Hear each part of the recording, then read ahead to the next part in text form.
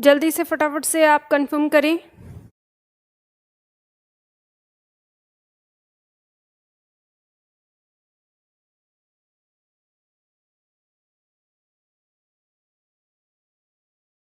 क्या आवाज नहीं आ रही अभी भी?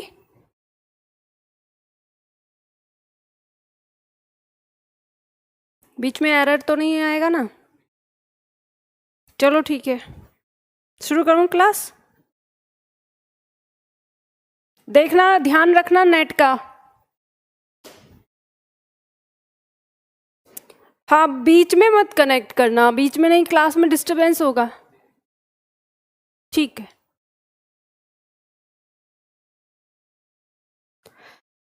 चलिए तो हम शुरू करते हैं। कल लास्ट की क्लास में हम लोगों ने कहाँ तक किया था? हम लोगों ने रूल 12 तक कर लिया था ना, 12 तक हमारा हो गया था। आज हम करेंगे रूल 13 से, ठीक है, पॉइंट नंबर 13 से। चलिए, सभी छात्र आ चुके हैं, सभी तैयार हैं? तो चलिए जल्दी से हम शुरू करते हैं अपनी क्लास।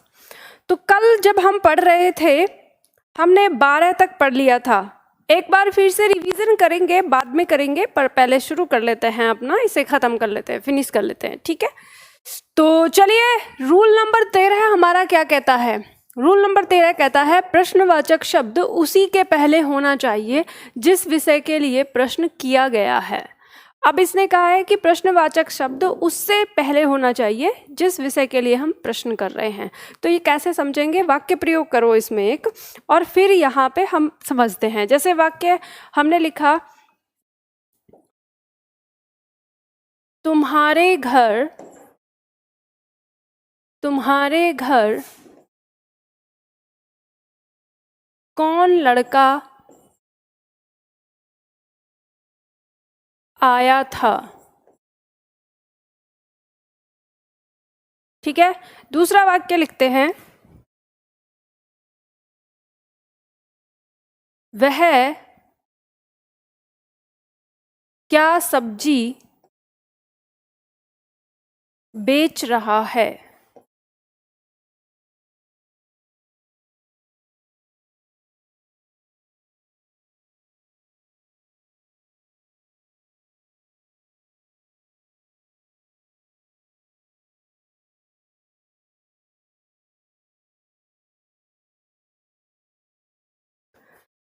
तुम्हारे घर कौन लड़का आया था, वह क्या सब्जी बेच रहा है। ये दो वाक्य हैं, जल्दी से लिखिए फटाफट से इन्हें।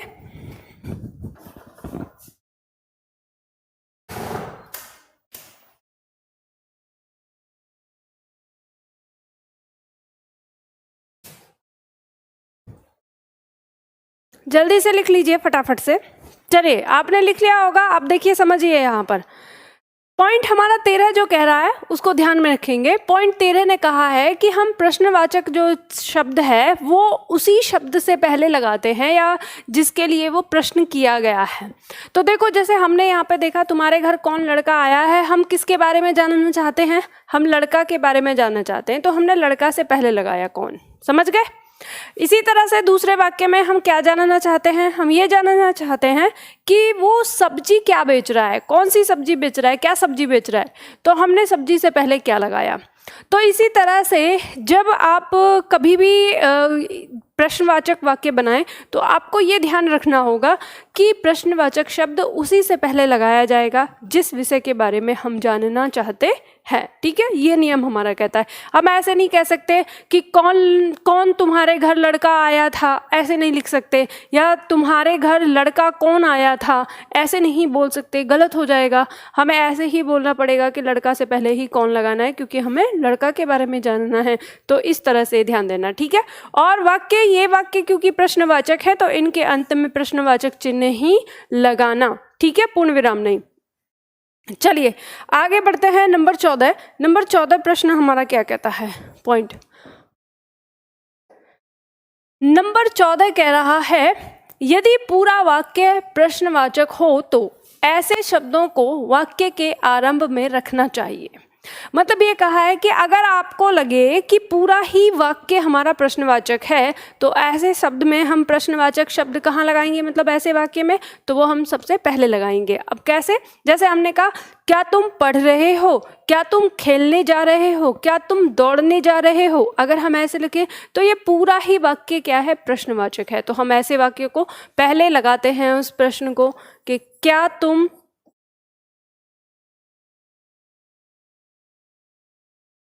खेलने जा रहे हो। ठीक है, जैसे क्या तुम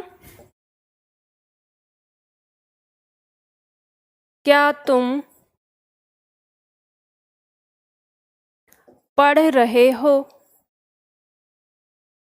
तो ये जो वाक्य है तुम पढ़ रहे हो, ये वाक्य पूरा का पूरा ही प्रश्नवाचक था इसमें, तो इसलिए हमने इसमें जो शब्द है वो पहले लगाया प्रश्नवाचक। ठीक है, ये बात आ गई समझ में? चलिए, समझ में आ गया होगा, फटाफट से लिख लीजिए, फिर आगे बढ़ते हैं, अगला पॉइंट लेते हैं। अगला पॉइंट है हमारा प्रश्न संख्या 15।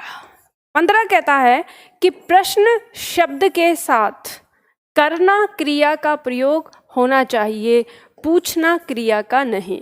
ये भी हमारी परीक्षा में काफ़ी ज़्यादा आता है, इसलिए हम इसे पॉइंट बनाकर लिखते हैं, पॉइंट बना के करते हैं। ठीक है, तो इसमें भी प्रश्न लिख लो। जैसे हमने कहा कि शिक्षक ने छात्रों से प्रश्न पूछा, आगे इसमें लिखो, ये मैंने आपको पहले भी बताया है, किसमें, विराम चिन्ह के अंदर। ठीक है, वाक्य लिखिए, शिक्षक ने छात्रों से प्रश्न पूछा। ठीक है, अब देखो, शिक्षक ने छात्रों से प्रश्न पूछा, ये वाक्य अपने आप में सकारात्मक है, इसलिए इसमें प्रश्नवाचक बाद में नहीं लगेगा, इसमें पूर्ण विराम लगेगा। लेकिन हम यहाँ पे देखेंगे कि हमारा वाक्य कह रहा है कि प्रश्न शब्द के साथ करना क्रिया का प्रयोग करेंगे, पूछना क्रिया का नहीं। तो इस वाक्य में हमारा क्या आ गया, इस वाक्य में हमारा आ गया पूछा लिखा है हमने, तो इसका मतलब ये क्या हो गया, गलत। तो ऐसे करिए, गलत, प्रश्न किया, ये सही। ठीक है, तो हमें यहाँ पर ध्यान रखना है, शिक्षक ने छात्रों से प्रश्न किया, ये सही होगा, ना कि शिक्षक ने छात्रों से प्रश्न पूछा। ठीक है, ये गलत हो जाएगा। तो चलो, ये इसको आप उतार लीजिए फटाफट से।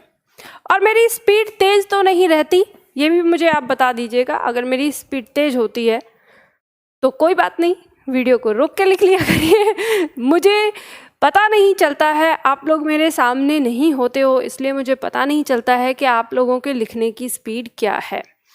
अगर आपको ऐसा लगता है कि मैं जल्दी ही यहाँ से मिटा देती हूँ तो आप रोक सकते हो वीडियो को, है ना। तो इससे क्या होगा कि आप आराम से पढ़ते भी रहोगे और चीज़ें भी आपकी होती रहेंगी पूरी कंप्लीट। चलिए, मिटा देती हूँ, आगे बढ़िए। अगला पॉइंट है हमारा यहाँ पर,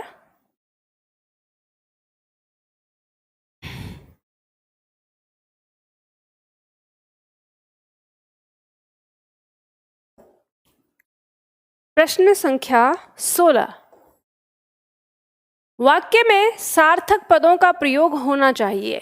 अब देखो, वाक्य में सार्थक पदों का प्रयोग, सार्थक का मतलब क्या है, सार्थक का मतलब है जो मतलब वास्तव में वहाँ पर प्रयोग होगा, यानी उचित। आप इसे उचित भी कह सकते हो। ठीक है, सार्थक में यहाँ पे ऐसे तो कहते हैं कि अर्थ सहित, अर्थ लिए हुए, लेकिन यहाँ का जो सार्थक है उसका मतलब है कि उचित शब्द का ही प्रयोग करना चाहिए। ऐसा ना हो कि अनुचित शब्द का प्रयोग हम वहाँ पे करें और फिर हमारे वाक्य का सेंस बदल जाएगा ना, भाव बदल जाएगा।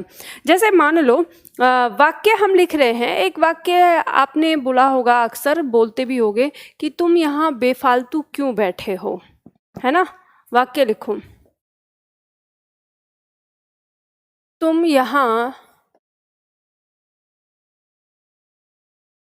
बेफालतू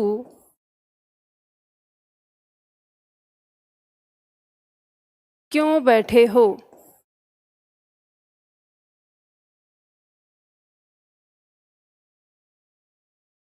अब ये क्योंकि प्रश्नवाचक है तो प्रश्नवाचक चिन्ह लग जाएगा।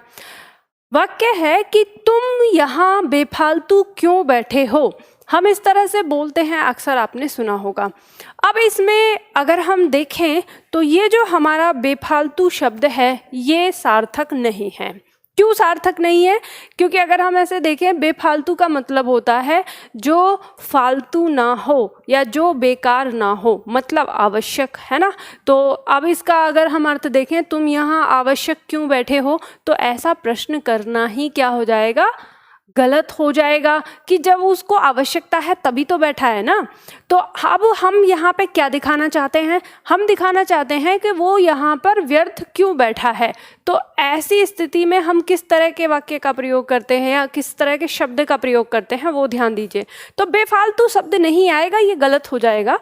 क्या होना चाहिए यहाँ, फालतू होना चाहिए। क्या होना चाहिए, फालतू। हम ऐसे बोले तुम यहाँ फालतू क्यों बैठे हो, तब ये वाक्य सही होगा। तो कहने का मतलब ये है, इसी तरह के शब्दों का, बहुत सारे ऐसे शब्दों का प्रयोग हम करते हैं वाक्य में अपनी रोज़मर्रा की ज़िंदगी में। हम जिस भाव से बोल रहे हैं सामने वाला उस भाव को समझ लेता है, हम लोग ऐसी बातचीत करते हैं। लेकिन अगर हम उसे लिखित रूप दे दें तो उसका भाव जो निकलेगा वो गलत हो जाता है। आपने किसी से कहा कि तुम यहाँ बेफालतू क्यों बैठे हो, आपका सेंस बेफालतू से क्या था, फालतू, मतलब, है ना। सामने वाले ने भी उसी बात से ही लिया, फिर उसने कहा अरे नहीं ऐसे ही आया था बस कुछ देखने के लिए, मतलब वो भी समझ रहा है कि बेफालतू ही ये कह रहा है। अगर वो इसका सेंस सही ले तो वो कहे कि हाँ मैं यहाँ बेफालतू ही हूँ, मतलब मैं यहाँ फालतू नहीं बैठा, काम से बैठा हूँ। समझ गए ना, तो भाव चेंज हो जाता है। तो ये जो पंक्ति है हमारी, ये यही कहती है कि हमें सार्थक पदों का प्रयोग करना है वाक्य के अंदर, क्योंकि बोलचाल में चलता है। लेकिन व्याकरण में अगर हमने इस तरह की गलती की लिखित में, लेखन में, तो वो गलत हो जाएगा। ठीक, चलिए, तो ये बात आपको समझ में आई। अगला वाक्य लेते हैं। अगला पॉइंट है हमारा पॉइंट 17। पॉइंट 17 क्या कहता है, वाक्य में एक भाव के लिए एक शब्द का ही प्रयोग होना चाहिए। अब ये भी समझ लीजिए कैसे। जैसे मान लो उदाहरण लेते हैं, हमने कहा कि सुरेश घर वापस लौट गया।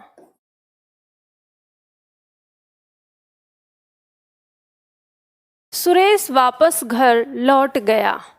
अब देखिए यहाँ पर कि हमने एक भाव के लिए दो शब्दों का प्रयोग किया है, तो वापस और एक लौट, ये दोनों ना एक ही भाव के दो अलग अलग शब्द हैं। ठीक है, हमें इन्हें कैसे बोलना चाहिए, दोनों में से किसी एक का प्रयोग करना है। सुरेश घर वापस चला गया, या हम कहें कि सुरेश घर लौट गया। ठीक है, वापस और लौट का मतलब ही होता है वापस चले जाना। ठीक है, तो इसलिए हम दोनों में से किसी एक का प्रयोग करेंगे, दोनों का नहीं। ठीक है, तो हम इसे ऐसे कह सकते हैं कि सुरेश घर लौट गया, इस तरह से। समझ गए। अब प्रश्न संख्या 18, पॉइंट नंबर 18 कहता है कि वाक्य का प्रसंग समाज, इतिहास, भूगोल, विज्ञान आदि के विरुद्ध नहीं होना चाहिए। यहाँ पे दिया वाक्य का प्रसंग, मतलब प्रसंग का मतलब है वाक्य में जो घटना दी गई है उसकी बात कर रहे हैं। क्या क्या नहीं होना चाहिए, समाज, इतिहास, भूगोल, विज्ञान आदि के विरुद्ध का मतलब क्या है, इन चीज़ों से जो वो वास्तविकता होती है वैसा ही होना चाहिए, इनसे अलग नहीं होना चाहिए। ठीक है, ये हमें यहाँ पर ध्यान देना है। जैसे उदाहरण के तौर पर हम लिख सकते हैं, मान लो हम एक उदाहरण लेते हैं। हमने कहा कि कर्ण द्वारका के राजा थे, द्वारका के राजा थे। अब अगर मैं आपसे कहूँ कि ये वाक्य सही है या गलत, तो आप कहेंगे मैम ये वाक्य गलत है क्योंकि द्वारका के राजा कर्ण नहीं थे, कृष्ण थे, है ना। तो ये किसके दृष्टिकोण से गलत हो गया ये वाक्य, इतिहास के दृष्टिकोण से, ठीक है। हमारे इतिहास में ऐसा नहीं था। इतिहास में जो कर्ण हैं वो अंग प्रदेश के राजा थे और द्वारका के राजा कौन थे? कृष्ण थे। तो ये वाक्य हमारा गलत हो गया। जबकि हम देखें तो कर्ता अपनी जगह आया है, कर्म अपनी जगह, क्रिया अपनी जगह, सारी चीज़ें अगर देखें नियम से तो नियम बिल्कुल ठीक है जैसे वाक्य बनने चाहिए। लेकिन गलत किस पे है, किस आधार पे? तो इतिहास के आधार पर गलत है। जैसे मान लो अगर हमने कहा कि सूर्य पृथ्वी के चारों ओर चक्कर लगाता है, तो वाक्य सही होगा क्या?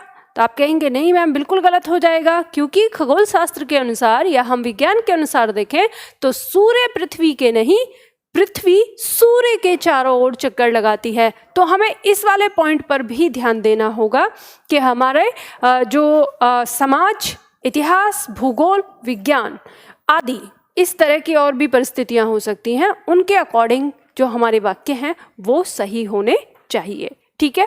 तो यहाँ पे आप इसको कर लीजिए, इसे काट के कि ये गलत हो जाएगा। कृष्ण द्वारका के राजा थे, ठीक है। इस तरह से आप इसे सही कर सकते हो। चलिए, तो ये बात आपको समझ में आई। आगे बढ़ते हैं, अगला पॉइंट लेते हैं, ठीक।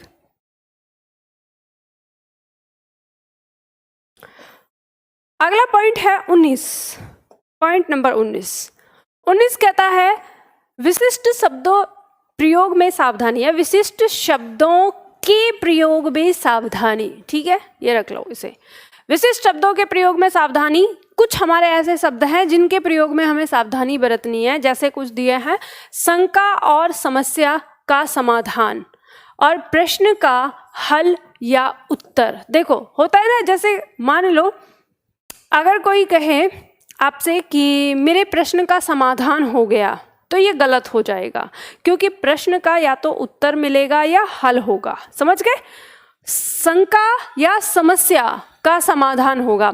अगर कोई वाक्य ऐसा आता है कि जिसमें मेरी समस्या का हल हो गया, तो ये कहना गलत हो जाएगा, समस्या का समाधान होगा। समझ गए ना?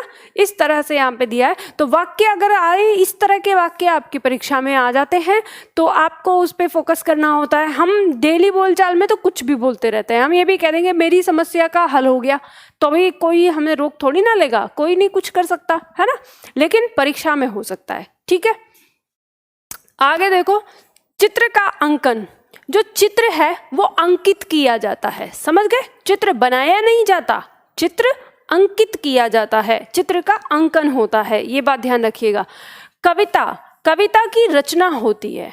क्या होती है? कविता की रचना। कविता लिखी नहीं जाएगी, कविता रची जाएगी, ठीक है। जैसे हम बोलते हैं कि ये कविता किसने लिखी है, तो ये गलत है, प्रश्न ही गलत है।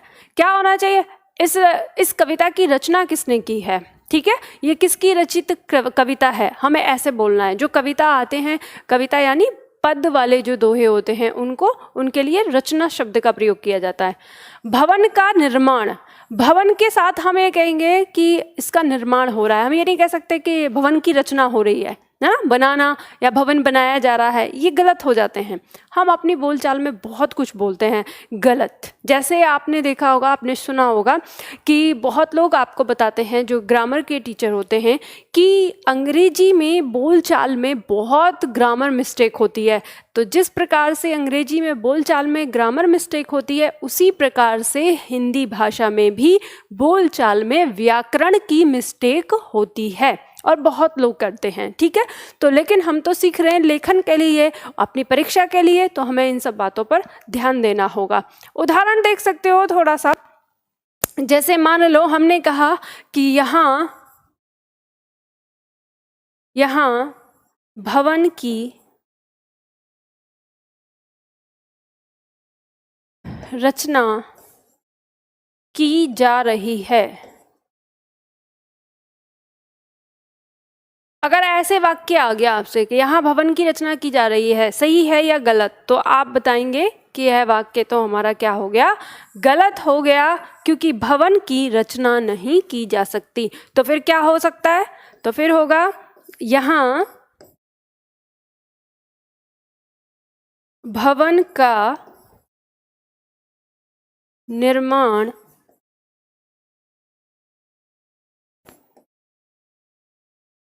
किया जा रहा है।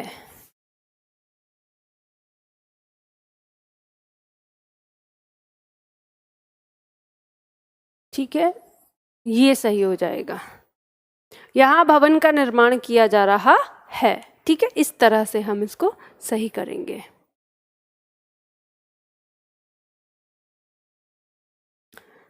ठीक है, चले उतार लीजिए। अगर किसी ने न उतारा हो तो वीडियो को रोक लीजिएगा। ठीक है, आगे बढ़े हम।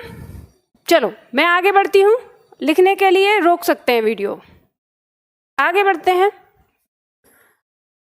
20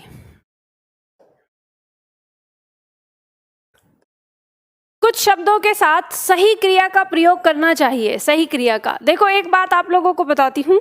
जैसे आप लोग कई बार बोलते हो कि मैम हम लाइव देख रहे हैं। एक छात्र ने भी कहा था कि मैम अगर रोक के देखेंगे तो हम पीछे हो जाते हैं, हम लाइव देख रहे हैं।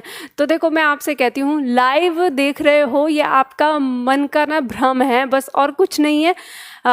यहाँ पे आप लाइव देख के भी क्या करेंगे, मैं आप लोगों की कमेंट्स तो लेती ही नहीं हूँ, आपको पता है कमेंट्स तो मैं लेती नहीं, लेकिन उसके साथ आपके जो डाउट हैं वो मुझे क्लियर करने हैं। कोशिश करती हूँ आपको पढ़ाते समय सारे डाउट क्लियर कर दूँ।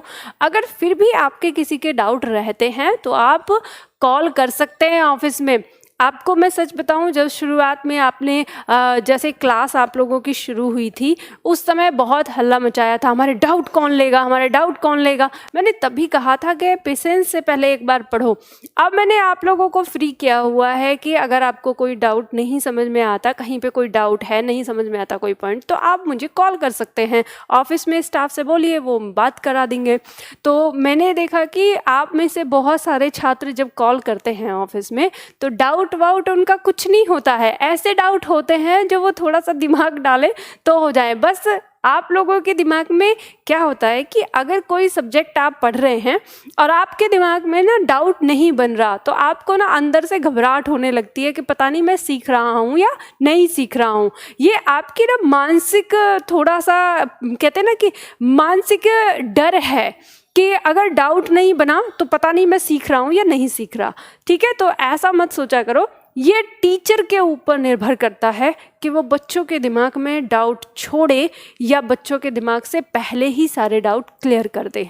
तो जब आप पढ़ते हैं, सीखते हैं, तो अगर आपके दिमाग में कम डाउट बन रहे हैं तो इसमें घबराना नहीं है। आप हमेशा ये समझिए कि आप उस चीज़ को अच्छे से सीख रहे हैं, अब आपको कोई डर नहीं है। समझ गए ना? चलिए, तो ये मैं आपको बता रही थी, इसलिए परेशान मत हुआ करिए। अगर आपकी क्लास पीछे भी रहती है ना, आप अगर आज नहीं देख पाते कल भी देखते हैं इस क्लास को, तो भी ये ताजी है, कोई ऐसा नहीं है। चलिए, तो हमने यहाँ पे क्या पढ़ा? पॉइंट हमारा था कि कुछ शब्दों के साथ सही क्रिया का प्रयोग करना चाहिए। जैसे स्पष्टीकरण देना, यानी स्पष्टीकरण दिया जाता है, किया नहीं जाता। ये ध्यान रखिएगा। परीक्षा में किसी भी वाक्य में आपको स्पष्टीकरण शब्द दिख जाए तो अपने दिमाग में एकदम से रखना कि स्पष्टीकरण दिया जाएगा, इसके साथ देना क्रिया का ही आगे रूप लगेगा और कोई नहीं। करना अगर आ गया तो काट दो, आप समझ जाओ कि ये गलत है। ठीक है, प्रश्न करना। ठीक है, प्रश्न के साथ क्या होता है? करना। अभी हमने किया अलग से ही पॉइंट। पत्र भेजना, पत्र भेजा जाता है, पत्र दिया नहीं जाता, ये बात ध्यान रखिएगा। और श्रद्धा रखना, श्रद्धा रखी जाती है, श्रद्धा की नहीं जाती। समझ गए? जैसे उदाहरण से यहाँ पे समझ लें, मान लो हमने एक वाक्य लिखा कि तुम्हें अपनी बात का स्पष्टीकरण करना होगा।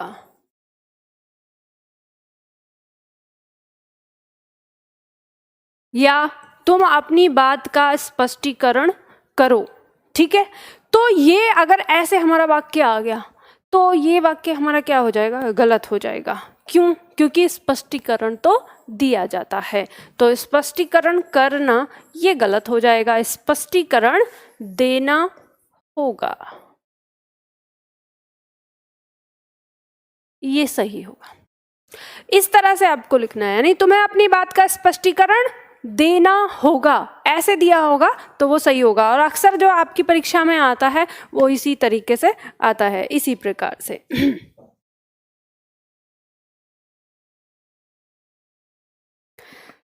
ठीक है, ओके, तो ये आपको समझ में आ गया। चलो फटाफट से आगे बढ़े।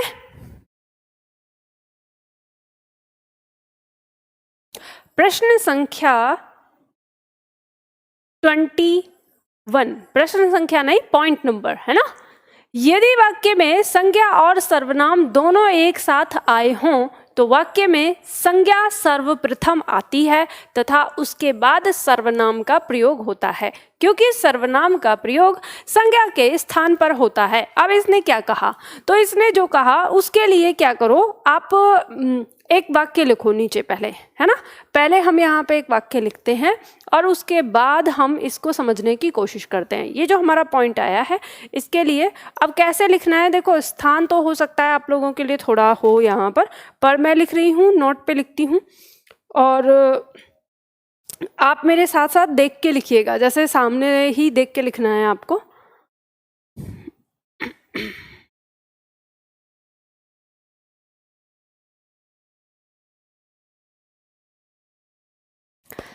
जैसे वाक्य है हमारा, शिकारी ने उस पर गोली चलाई,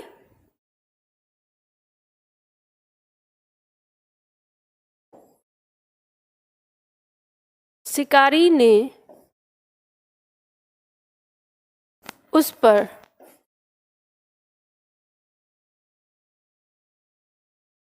गोली चलाई,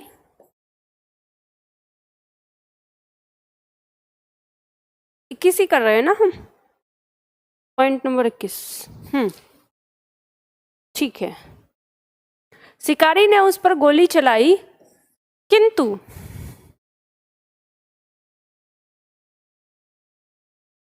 शेर बच निकला।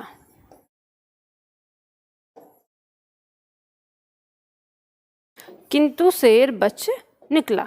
देखो इसमें क्या गलती है, आपकी परीक्षा में प्रश्न आया कि शिकारी ने उस पर गोली चलाई किंतु शेर बच निकला, यह वाक्य सही है या गलत। अगर हम देखें तो हमको ये वाक्य बिल्कुल सही लगेगा, एकदम से देखने में अरे इसमें क्या गलती हो सकती है, सही तो लिखा है शिकारी ने उस पर गोली चलाई किंतु शेर बच निकला, है ना। ये ऐसी गलती है जो हमारे पकड़ में नहीं आती। तो पॉइंट ने हमारे क्या कहा वो ध्यान दो, पॉइंट ने क्या कहा कि यदि वाक्य में संज्ञा और सर्वनाम दोनों एक साथ आए हों, यानी किसी एक संज्ञा है और उसका सर्वनाम भी आया हो, ठीक है, तो वाक्य में संज्ञा सर्वप्रथम आती है तथा उसके बाद सर्वनाम का प्रयोग होता है। पहले संज्ञा का प्रयोग करेंगे, उसके बाद हम उसके सर्वनाम का प्रयोग करेंगे, ठीक है, क्योंकि जो सर्वनाम है वो संज्ञा के स्थान पर होता है। तो अब हम यहाँ पे देखते हैं कि शिकारी ने उस पर, तो ये जो उस पर है ये क्या है हमारा, यहाँ पे उस जो है ये सर्वनाम है, ठीक है, और इस सर्वनाम की संज्ञा क्या है, तो आगे पता चलती है किंतु शेर बच निकला। तो यानी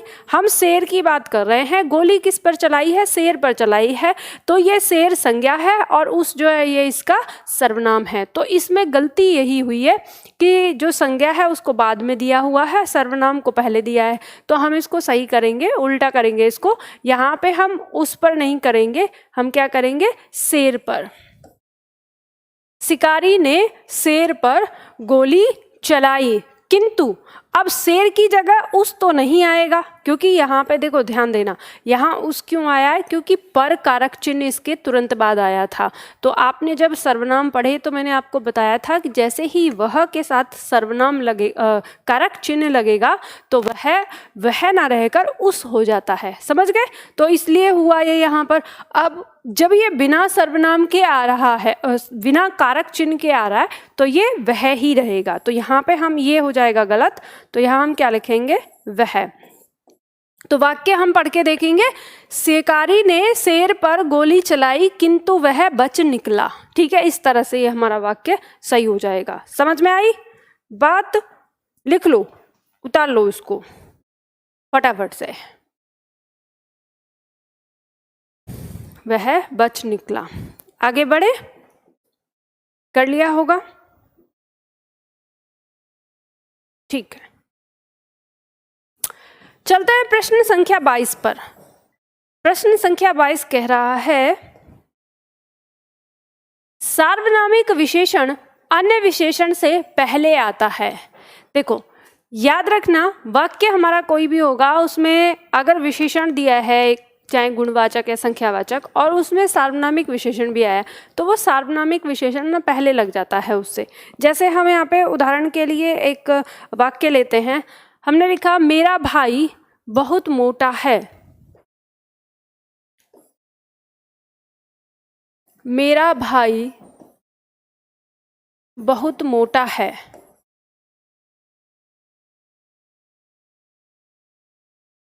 समझना वाक्य हमारा क्या कह रहा है। वाक्य हमारा कह रहा है कि मेरा भाई बहुत मोटा है। इसमें अगर हम बात करें विशेषण क्या है, विशेषण यहाँ पर मोटा है, और ये मोटा किसके लिए आया, इस भाई के लिए आया है, क्योंकि मोटा कौन है, ये भाई। तो इस विशेषण से पहले हमारा सार्वनामिक विशेषण लगा हुआ है, मेरा भाई। ठीक है, मेरा मेरा जो शब्द है ये सार्वनामिक विशेषण है, तो ये पहले ही आया है। तो पंक्ति वही कह रही है कि सार्वनामिक विशेषण अन्य विशेषणों से पहले आता है।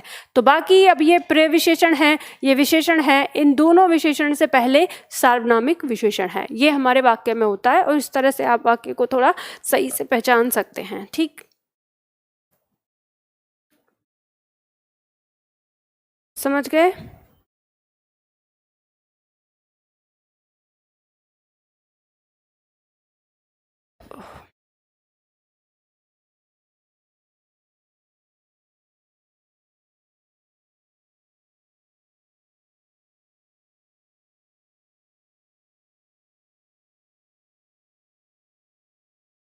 क्या हुआ इसमें, नेटवर्क में कोई प्रॉब्लम आ गई क्या?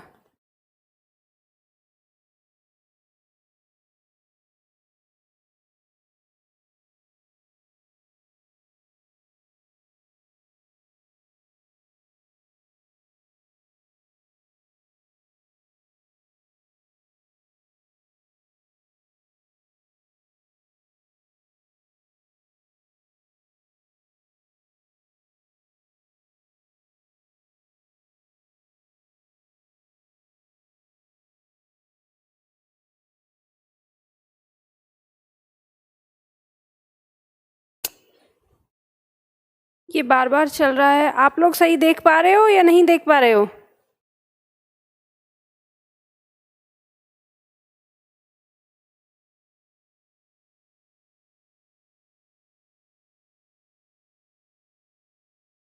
प्रशांत, नेटवर्क में प्रॉब्लम आ रही है, क्या हुआ?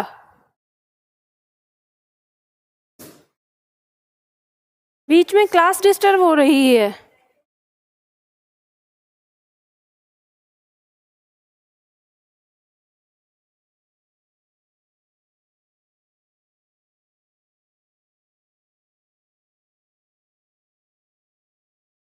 हाँ रुक रहा है, मुझे पता है, इसलिए मैं खुद रुक गई हूँ।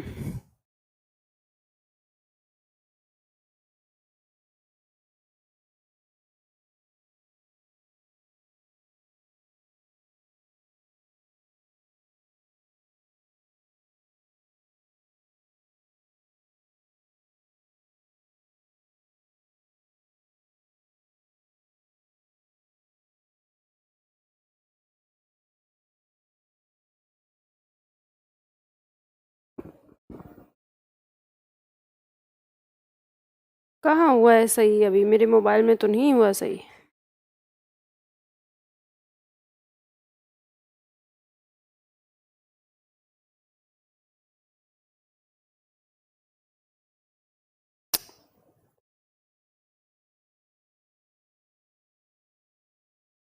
मेरा नेटवर्क तो काम ही नहीं कर रहा।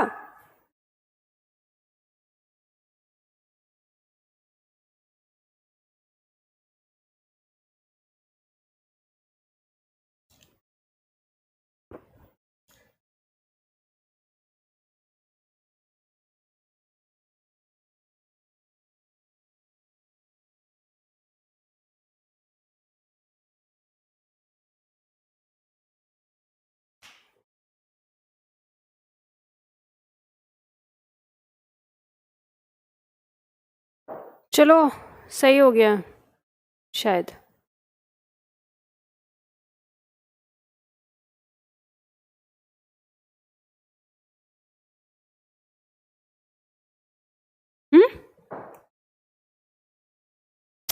मैंने अपने नेटवर्क से चलाया है। क्या एयरटेल में प्रॉब्लम आई है?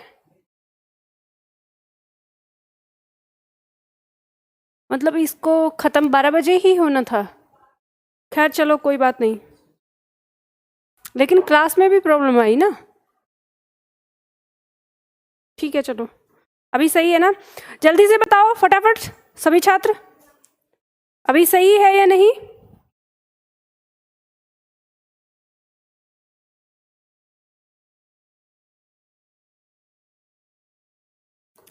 जल्दी से बताइए, शुरू करते हैं हम। काफ़ी लेट चल रहा है, 1 मिनट से ज़्यादा लेट चल रही है क्लास।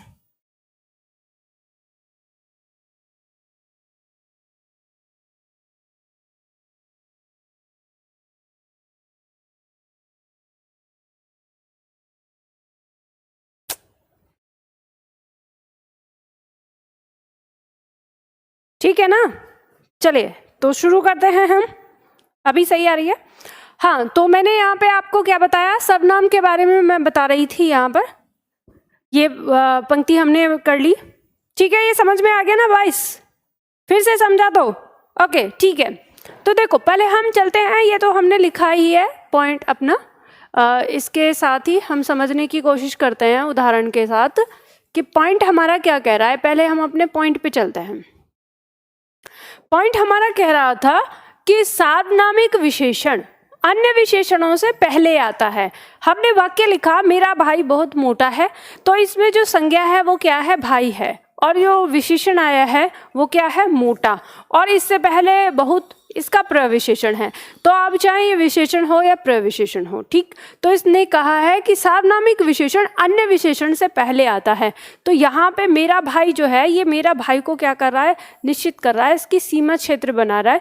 तो ये भी क्या होगा, हमारा सार्वनामिक विशेषण, यानी ये विशेषण है और विशेषण में कौन सा है, सार्वनामिक।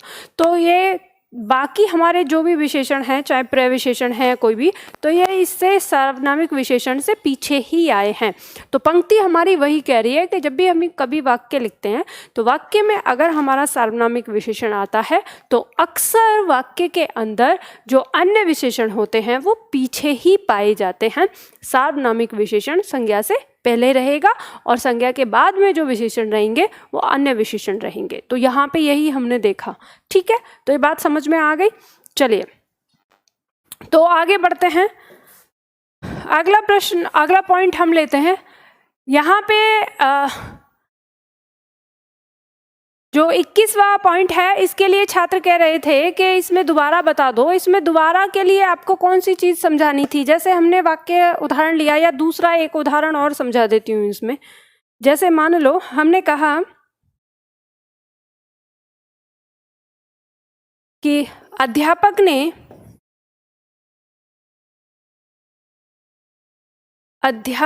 ने राजू को कक्षा में बुलाया, या राजू को बुलाया, केवल इतना ही करते हैं, किंतु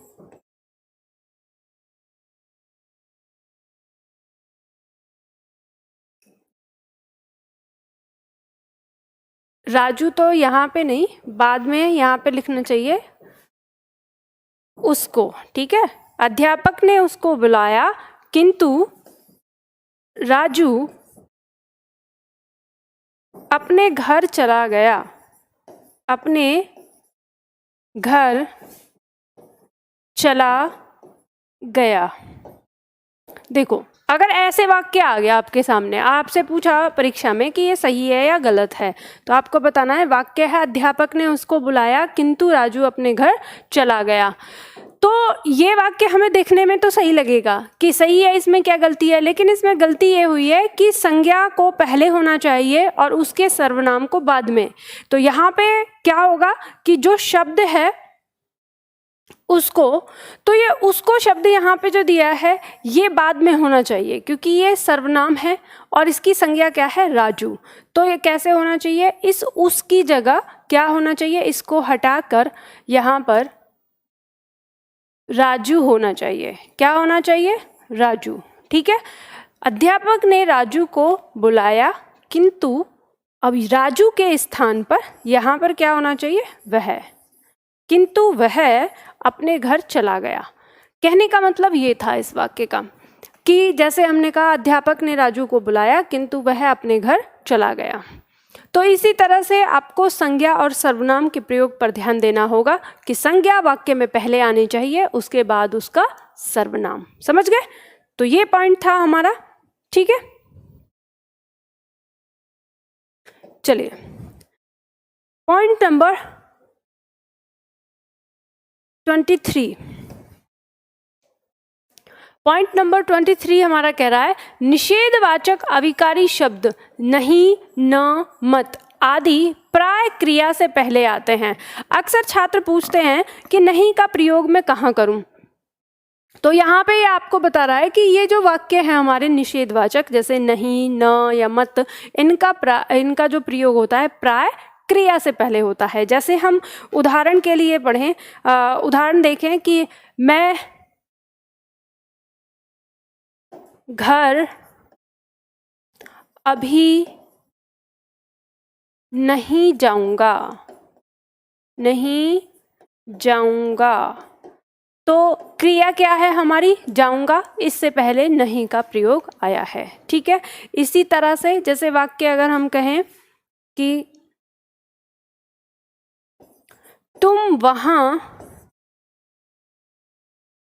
मत जाना, मत जाना, मना किया गया, निषेध है ना। तो ये क्या है, जाना क्या है, क्रिया है, क्रिया से पहले आया है मत, यही आ गया ना यहाँ पे। ठीक है, तो इस तरह से हम इन वाक्यों का प्रयोग करते हैं, यानी नहीं, मत या न जैसे शब्दों का प्रयोग हम क्रिया से पहले करते हैं अक्सर। ठीक है, ये बात हमको यहाँ पर समझ में आती है। चलिए इसके आगे अगला पॉइंट हम लेते हैं। अगला पॉइंट है हमारा 24। हटा दूं इसको। पॉइंट है हमारा 24। पॉइंट नंबर 24 कह रहा है कि किसी वाक्य में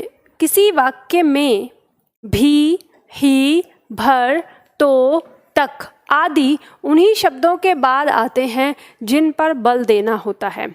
देखो अब इसको बात समझो, ये क्या है कि ये जो अगर हम किसी शब्द पर बल देना चाहते हैं, बल मतलब जोर या उसी को फोकस करना चाहते हैं, तो उसको फोकस करने के लिए जब हम भी, ही, भर, तो, तक जैसे शब्दों का प्रयोग करते हैं तो इन शब्दों को हम उस शब्द के तुरंत बाद लगाते हैं। ठीक है, कहने का मतलब यह है कि ये शब्द जो है इन शब्दों के बाद आते हैं। कैसे, थोड़ा उदाहरण से हम देखते हैं। वाक्य लिख रहे हैं हम एक, जैसे हमने वाक्य लिखा कि वाक्य है मैं ही स्कूल गया था।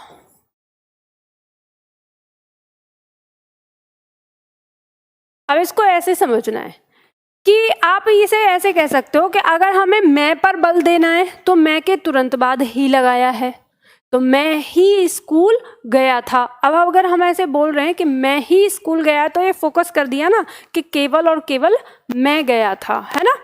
अगर मान लो हम ये कहते हैं कि नहीं, ये हम इस पे मैं पे बल नहीं लगाना चाहते, कहीं और पे बल डालना चाहते हैं, हम जिसे चेंज कर सकते हैं कि स्कूल पे बल डालिए कि स्कूल ही गया था, तो हमें इस ही का प्रयोग फिर स्कूल के बाद करना होता है। जैसे इसी वाक्य में लिखा मैं स्कूल ही गया था, गया था। अब आप कहेंगे कि मैम ये मुझे समझ में नहीं आ रहा, आप क्या बता रही हैं। तो देखो आपको कैसे समझना है इसको, ये समझना है, इसके कहने का मतलब ये है कि आपसे परीक्षा में कई बार ऐसे पूछ सकता है कि इस शब्द से किस पर बल पड़ रहा है। तो आपको ऐसा ध्यान रखना है कि ये शब्द जिस शब्द के पीछे लगा होगा उसी पर बल डालेगा। क्या करेगा, जिस शब्द के पीछे पड़ा होगा, लिखा होगा, जिस शब्द के पीछे लिखा होगा उसी पर बल डालेगा, यानी उसी को फोकस करेगा। और इसके स्थान बदलने से वाक्य का भाव बदल जाता है। कैसे बदल जाता है? दोनों वाक्यों में आप देख सकते हैं। मैं ही स्कूल गया था, इस वाक्य को जब आप पढ़ेंगे तो आपको पता चलेगा कि मैं, केवल मैं की बात हो रही है, कि मैं केवल मतलब मैं ही था जो स्कूल गया था। ठीक है। दूसरे वाक्य को जब हम देखेंगे कि मैं स्कूल ही गया था, जब ये वाला वाक्य पढ़ते हैं तो हमें इसमें पता चलता है कि यहाँ पे मैं बता रहा हूँ कि मैं सिर्फ स्कूल गया था, कहीं और नहीं गया था। तो कहने का मतलब ये है कि ये ही, भर, भी या तो, तक ऐसे शब्द हैं जो किसी शब्द पर दबाव डालने के लिए आते हैं तो वो उस शब्द के पीछे लगते हैं। ठीक है, ये बात ध्यान रखना है। और जो ये 25वां पॉइंट है, ये हमारा पॉइंट बताता है कि केवल एक ऐसा शब्द है जब ये किसी शब्द पर दबाव डालता है तो ये उस शब्द से पहले लगता है। जैसे उदाहरण के तौर पर मान लो हमने एक वाक्य लिखा कि मैं केवल पुस्तक पढ़ना चाहता हूँ।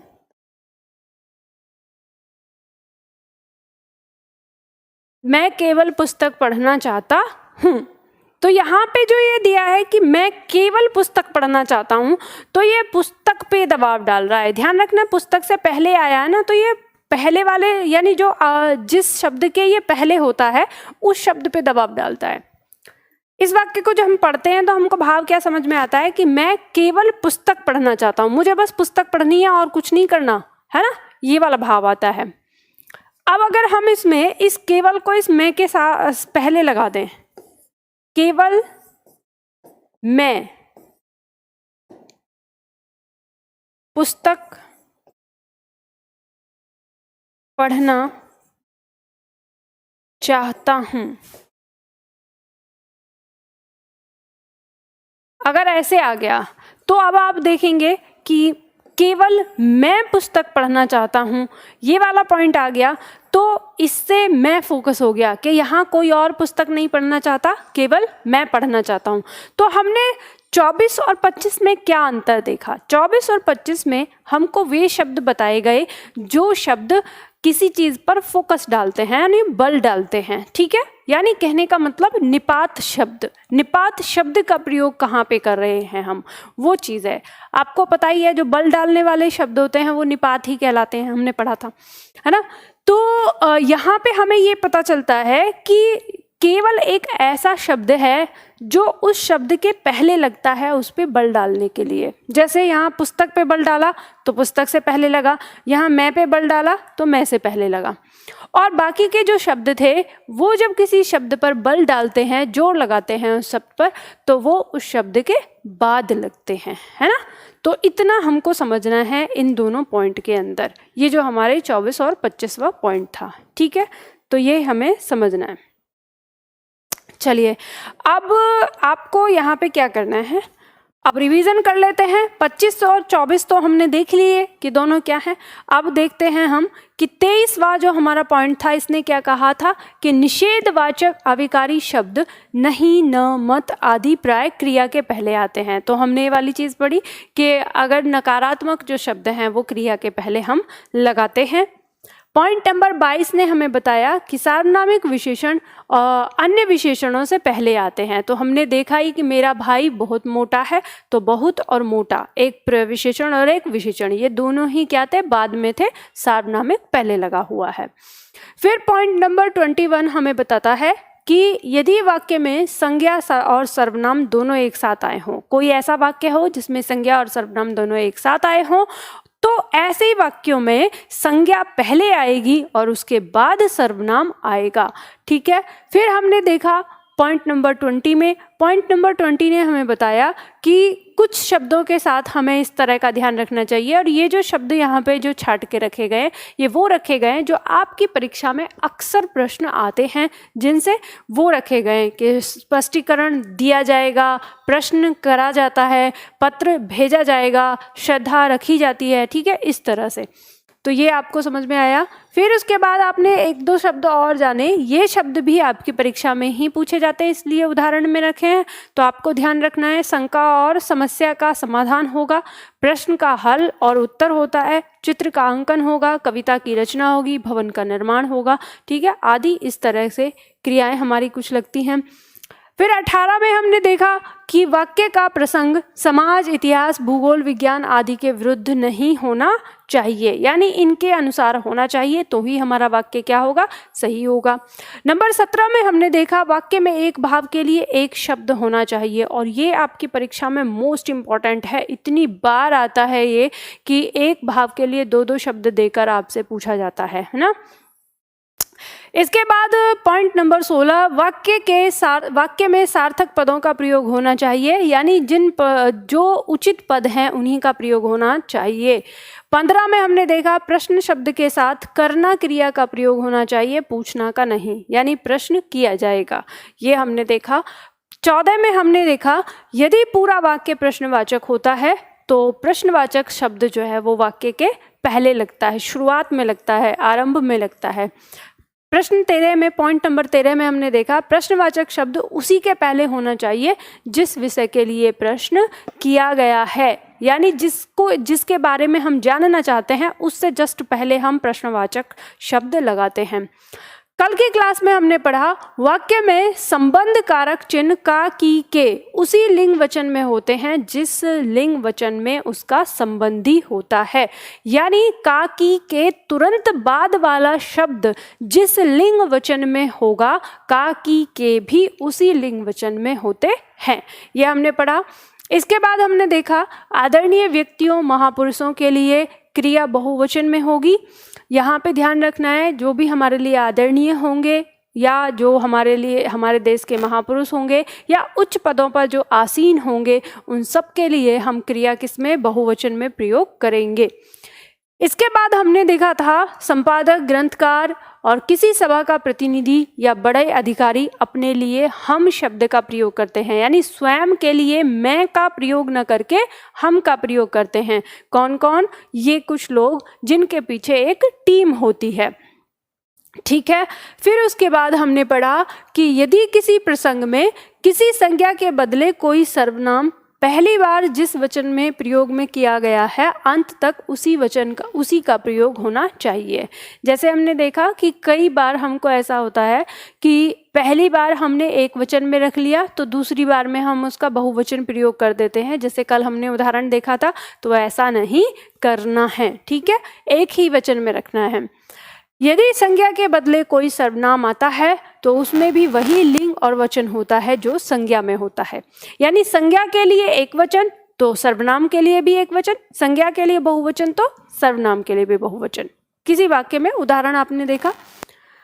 प्रश्न संख्या यानी पॉइंट नंबर 7 में हमने पढ़ा था कि वाक्य में अनेक कर्ता समुच्चयबोधक शब्द से जुड़े होते हैं, या समुच्चयबोधक शब्द कौन सा, या और अथवा, तो उस वाक्य की क्रिया अंतिम कर्ता के अनुसार ही होगी, यानी उसी का लिंग वचन जो कुछ भी होगा उसी के अनुसार ही होगी। इसके बाद पॉइंट नंबर 6 में हमने देखा कि यदि वाक्य में भिन्न लिंग वचन पुरुष के अनेक कर्ता होते हैं, भिन्न भिन्न यानी अलग अलग, अलग वचन और अलग लिंग, ठीक है, तो वैसे कर्ता अगर हों और अंतिम कर्ता किसी समुच्चयबोधक शब्द यानी और तथा एवं से जुड़ा हो तो उस वाक्य की क्रिया बहुवचन होगी, और जो कर्ता है वो जो लिंग है वो अंतिम कर्ता के अनुसार होगा, यानी क्रिया बहुवचन और लिंग जो होगा, यानी वचन तो हो गया बहुवचन और लिंग किसके अकॉर्डिंग हो जाएगा, अंतिम कर्ता के अनुसार हो जाएगा। किसमें था ये, भिन्न लिंग वचन में। फिर हमने पॉइंट नंबर 5 देखा था जिसमें हमने देखा यदि वाक्य में एक ही लिंग वचन के कर्ता हों, पुरुष हो, यानी तो अनेक कर्ता हों और अंतिम कर्ता और तथा एवं से जुड़ा हो, तो ऐसे वाक्यों की जो क्रिया होगी वो बहुवचन होगी और लिंग कर्ता के अनुसार होगा जो उसमें कर्ता आया है, ठीक है। इसके बाद हमने पढ़ा था पॉइंट नंबर 4 पॉइंट नंबर 4 में वाक्य में दो भिन्न लिंगकर्ता अगर हमारे संयोजक शब्द से जुड़े हैं यानी और तथा एवं व से जुड़े हैं या नहीं जुड़े हैं या नहीं जुड़े हैं, ऐसी दोनों ही स्थिति में उस वाक्य की क्रिया बहुवचन होगी और लिंग पुल्लिंग होगा। ठीक है, जहाँ पर एक स्त्रीलिंग और एक पुल्लिंग दोनों आएंगे वहाँ पर पुल्लिंग ही होगा, चाहे आगे स्त्री हो चाहे पीछे स्त्री हो। ठीक है, उससे कोई फर्क नहीं पड़ेगा। यदि वाक्य में कर्ता और कर्म दोनों कारक चिन्ह सहित होते हैं तो हमारी जो क्रिया है वो स्वतंत्र हो जाती है, एक वचन और पुल्लिंग और अन्य पुरुष की हो जाती है, ये हमने ही पढ़ा। यदि हमारे वाक्य में जो कर्ता है उसके साथ कारक चिन्ह आया हो और कर्म के साथ कोई कारक चिन्ह नहीं हो तो हमारी क्रिया किसके अनुसार होती है? कर्म के अनुसार, यानी जिसके साथ कारक चिन्ह नहीं है उसी के अनुसार। इसी तरह से नियम 1 हमने पढ़ा था कि यदि हमारे वाक्य में कर्ता कारक चिन्ह रहित हो, मतलब बिना कारक के हो, तो हमारी जो क्रिया है वो कर्ता के अनुसार होती है। हमारी क्रिया कर्ता के अनुसार तब होती है जब हमारा कर्ता बिना कारक चिन्ह के होता है। तो ये वाक्य आप लोगों ने पढ़े, इसमें कई सारे नियम आपने यहाँ पर देखे, बहुत सारे नियम समझे। लगभग हमारे वाक्य शुद्धिकरण के नियम आज समाप्त हो गए। अब हमारी क्लास में क्या बचा है? तो हमारी क्लास में बचा है वाक्यों का अभ्यास। अब हम करेंगे, आज तक हमने अभी किसी भी टॉपिक के प्रश्नोत्तर को नहीं पढ़ा था, लेकिन कल की क्लास में हम वाक्य शुद्धिकरण के प्रश्नोत्तर को पढ़ेंगे और उनको सही करेंगे। और आपको एक बात बता देती हूँ, अगर कल की और परसों की क्लास यानी लगातार जो 2 क्लास होंगी वाक्य शुद्धिकरण की, अगर आपने नहीं देखी या आपने क्लास नहीं ली तो आप इस क्लास में कहें तो आप जो कुछ भी आपने पढ़ा उसका निचोड़ आप खो देंगे। कल की क्लास में भी हम बहुत सारे ऐसे पॉइंट देखने वाले हैं जो वाक्य शुद्धिकरण के लिए ज़रूरी है। वो मैं आपको यहाँ पर सिर्फ मुंह से बताऊंगी, आपको अपने पास लिख कर रखना है उन पॉइंट को। जो भी पॉइंट बताऊंगी छोटे छोटे पॉइंट्स होंगे कि हमें वाक्य शुद्धिकरण करते समय क्या क्या किन किन बातों का ध्यान रखना है। तो मैं पूरा एक्सप्लेन करूँगी सारे क्वेश्चंस को, और जो कल की क्लास नहीं लेगा तो वो बहुत पछताएगा अगर कल की क्लास नहीं ली। तो बहुत सारे छात्र हमारे सोचते हैं ना, अरे कल मैम पढ़ाएंगी थोड़ी ना, क्वेश्चन आंसर्स कराएंगी। तो ध्यान रखिएगा, क्वेश्चन आंसर्स आपके जो कल करने वाले हैं, जितनी इम्पोर्टेंट कल यानी 2 दिन की क्लास थी उतनी ही इम्पोर्टेंट, उतनी नहीं उससे ज़्यादा इम्पोर्टेंट क्लास हमारी कल की और उससे अगली क्लास होगी। ठीक है, तो चलिए फिर हम आज के लिए इतना ही करते हैं। और कोई भी डाउट अगर आपका रहेगा, क्योंकि आज अभी हमने किया नहीं है, जब तक हम वाक्य नहीं करेंगे तब तक हमारा डाउट कैसे बनेगा। तो कोई भी डाउट आपका इन वाक्यों से लेके, इन वाक्यों को आपको क्या करना है, जितने भी हैं बस दिमाग में सेट करके बैठना है अभी कि क्या क्या नियम है, कहाँ कहाँ पे होता है। तो हम जब वाक्य शुद्धिकरण करेंगे वहाँ पे इनको देखेंगे कि कैसे फॉलो हो रहे हैं, और वहाँ अगर आपको कोई डाउट आएगा तो कल की क्लास के बाद ही मैं आपको वो डाउट दूंगी। ठीक है, तो चलिए फिर आज के लिए इतना ही करते हैं, फिर मिलते हैं अगली क्लास में।